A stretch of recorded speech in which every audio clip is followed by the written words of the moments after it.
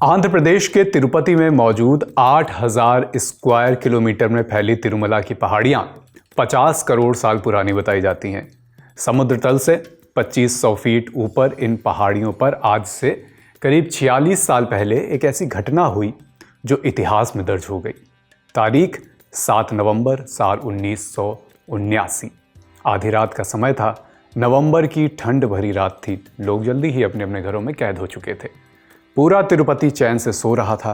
शांत माहौल, ठंडी हवा की सरसराहट से ज़्यादा और कुछ सुनाई नहीं दे रहा था। शांत माहौल के बीच अचानक पहाड़ी की चोटी पर मौजूद मंदिर से घंटियों के बजने की आवाज़ आने लगती है, इतनी तेज़ कि तिरुमला पहाड़ी पूरी गूंज उठती है।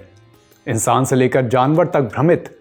ये वो मंदिर है जहाँ भगवान वेंकटेश्वर अपनी पत्नी पद्मावती यानी पुराणों के मुताबिक स्वयं लक्ष्मी उनके साथ वास करते हैं। धरती पर हिंदू तीर्थ स्थलों में एक वो जगह जहां सबसे ज़्यादा आबादी रोज़ाना दर्शन के लिए आती है। इस जगह पर आधी रात ऐसी घटना सबको हैरान करने वाली थी, इसलिए क्योंकि रात्रि अनुष्ठान के बाद मंदिर का गर्भगृह भोर की पूजा होने से पहले तक के लिए बंद कर दिया जाता है। किसी भी भक्त या पुजारी को मंदिर में उसके बाद एंट्री की अनुमति नहीं होती है। माना जाता है कि ये भगवान वेंकटेश्वर के विश्राम का समय होता है। लगातार घंटियों की आवाज़ सुनकर स्थानीय लोगों ने अंदाज़ा लगाया कि हो सकता है कोई भक्त अंदर ही रह गया हो और घंटी बजाकर संकेत दे रहा हो। लेकिन नियम के मुताबिक कपाट समय से पहले नहीं खोले जा सकते थे। सुबह होने तक का इंतज़ार किया गया। इसके बाद क्या हुआ, इस पर आज चर्चा करेंगे और तिरुपति मंदिर से जुड़े और भी किस्से जानेंगे। नमस्कार, मेरा नाम है अभिषेक। आप देख रहे हैं ऐतिहासिक किस्से कहानियों से जुड़ा हमारा रोजाना का कार्यक्रम तारीख। Brought to you by Punjab national bank, भरोसे का प्रतीक।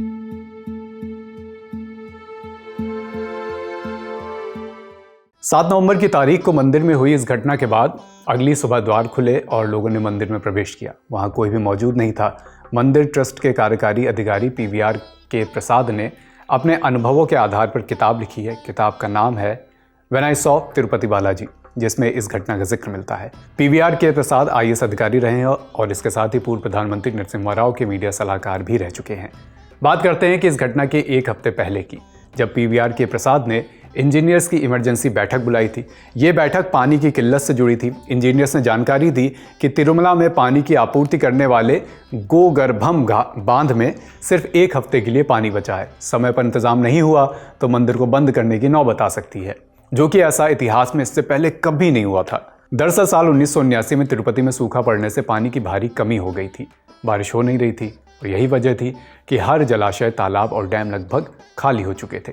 पीवीआर के प्रसाद अपनी किताब में लिखते हैं, जब कुछ सूझ नहीं रहा था तब श्री गणपति शास्त्री ने एक सलाह दी। ये वेदांताचार्य थे गणपति शास्त्री, जिनकी उम्र उस समय 82 साल थी। उन्हें देवी सरस्वती का अवतार माना जाता था। उन्होंने मुस्कुराते हुए पीवीआर के प्रसाद से कहा कि बिना समाधान के ईश्वर कोई समस्या नहीं देता है। समाधान हमेशा हमारे आसपास होता है, बस हमें उसे पहचानने की ज़रूरत होती है। वेदों में हर समस्या का उत्तर छिपा हुआ है। उन्होंने सुझाव दिया कि वर्षा देवता वरुण को प्रसन्न करने के लिए वरुण जप किया जाना चाहिए। दरअसल हिंदू पौराणिक मान्यताओं के मुताबिक अकाल और जल संकट के समय ऐसा ही किया जाता रहा है। प्रसाद पढ़े लिखे मॉडर्न सोच के आदमी थे और फैक्ट्स पर बिलीव करते थे, लेकिन उन्होंने सुझाव को मानते हुए ठीक 7 नवंबर के दूसरे दिन जाप के लिए अनुमति दे दी।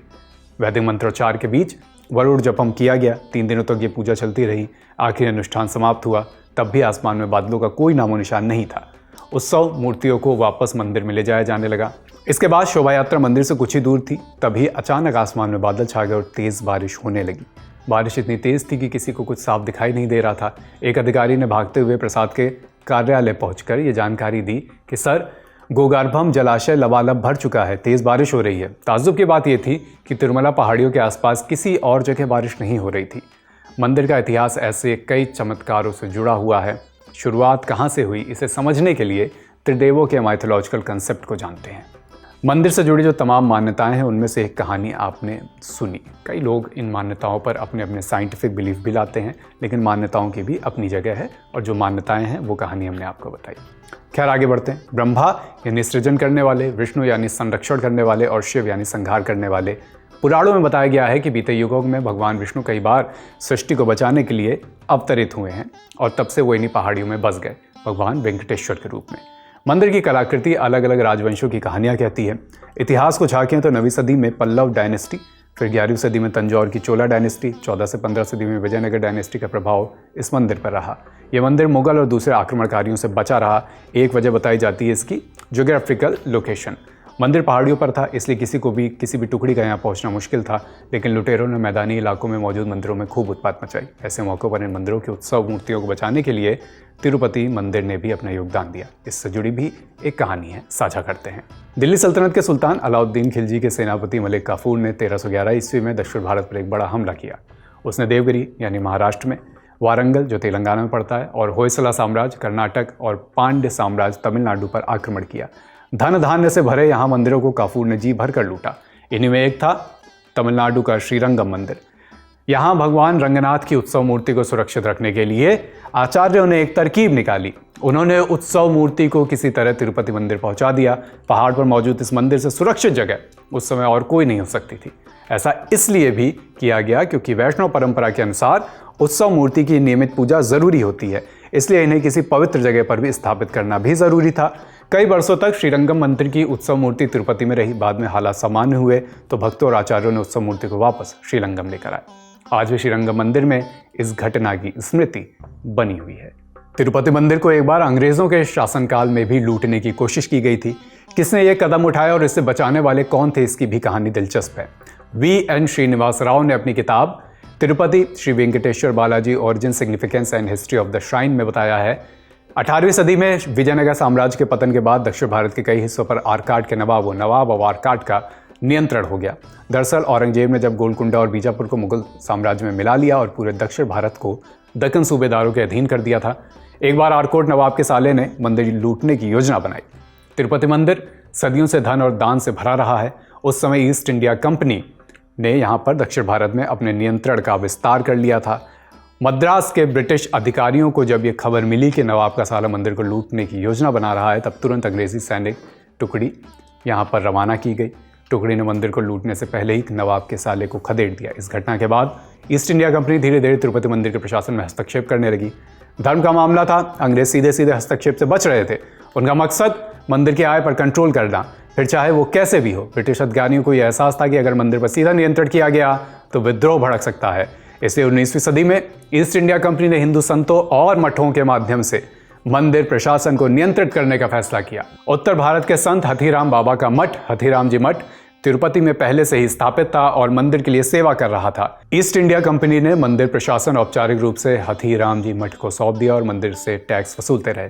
1933 में ब्रिटिश सरकार ने मंदिर का दोबारा अधिग्रहण कर लिया और तिरुमला तिरुपति देवस्थानम अधिनियम लागू किया। 1957 में जब आंध्र प्रदेश का गठन हुआ तो मंदिर आंध्र प्रदेश सरकार के अधीन आ गया और इसे TTD यानी तिरुमला तिरुपति देवस्थानम बोर्ड को सौंप दिया गया। आज मध्य प्रदेश के तिरुपति में मौजूद तिरुपति बालाजी मंदिर दुनिया का सबसे अमीर हिंदू मंदिर बताया जाता है। पब्लिक डोमेन में मौजूद जानकारियों के मुताबिक इस मंदिर की संपत्ति करीब 2.5 लाख करोड़ रुपए से भी ज़्यादा है। मान्यता है कि भगवान वेंकटेश्वर बालाजी ने अपने विवाह के लिए कुबेर से कर्ज लिया था। यही कर्ज आज भी चुकाया जा रहा है। इसलिए यहाँ आने वाले भक्त सोने, चांदी, हीरे, जवाहरात यहाँ दान करते हैं।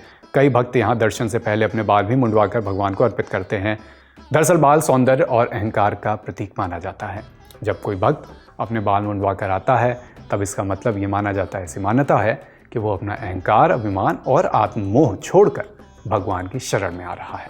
तो आज के तारीख में हमने बात की तिरुपति बालाजी मंदिर के बारे में, यहाँ से जुड़ी हुई तमाम मान्यताएं हैं उसके बारे में, इस मंदिर का क्या इतिहास रहा है, कैसे TTD के पास इस मंदिर की देखरेख आई इसके बारे में, और इस पर भी कि मंदिर को क्यों भारत ही नहीं बल्कि दुनिया के सबसे अमीर मंदिरों में से एक माना जाता है। तारीख के आज के अंक में इतना ही। ये एपिसोड लिखा है प्रगति ने। दोबारा फिर आपके सामने हाजिर होंगे किसी और इतिहास के किस्से कहानियों के साथ। अपना ख्याल रखिए। लल्लन टॉप देखते रहिए। शुक्रिया।